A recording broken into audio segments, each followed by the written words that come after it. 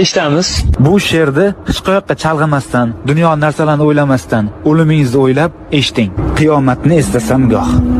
Dildan chiqar titrog'u sazo, farz qilgani Alloh taolo, mening qancha namozim qazo.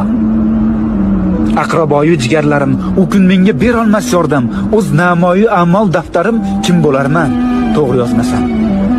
Tobut keldi ko'zim oldiga va bir o'zim yotguvchi qabr, munkar nakir kirib oldimga bitta savol beradi.